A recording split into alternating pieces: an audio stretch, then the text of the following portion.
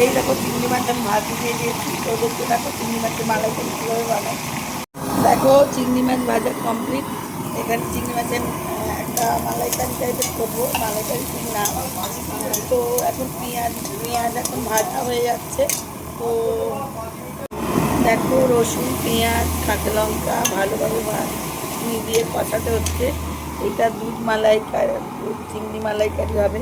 তো এটা শুধু সম্পূর্ণ দুধ দিয়েই হবে। একটু দুধ দিয়ে দিলাম, দুধ দিয়ে কষাবো।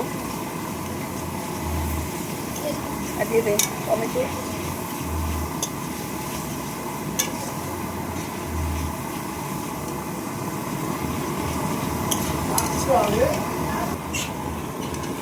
এখন নুন, এখন আরেকটু দে।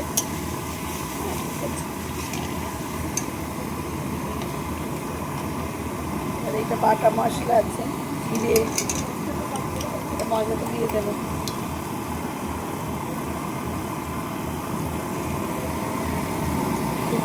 এটা মশলা, বাটা মশলা, লঙ্কা, জিরে, আদা, ওর মধ্যে সব আছে।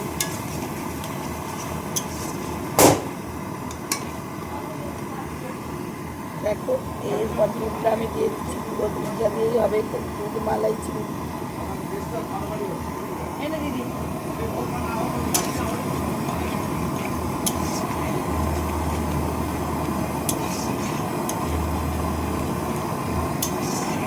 দেখো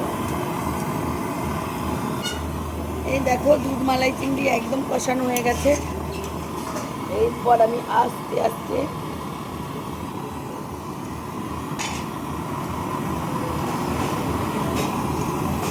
দেবো না, চিংড়িটাকে তুলে দিচ্ছি, তুলে দিচ্ছি। দেখো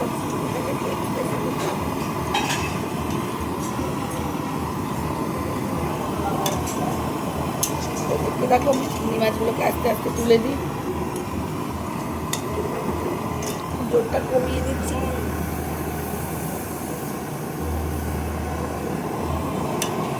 দেখো দুধ মালাই চিংড়ি, দেখো দুধ মালাই চিংড়ি একদম রেডি। এরপর আমি দেব শুধু একটু কাঁচা সর্ষের তেল।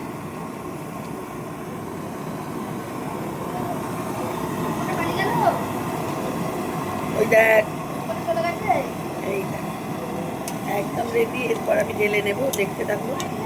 এটা কিন্তু একদম সম্পূর্ণ আমার নতুন রেসিপি, আমার মন থেকে আসা।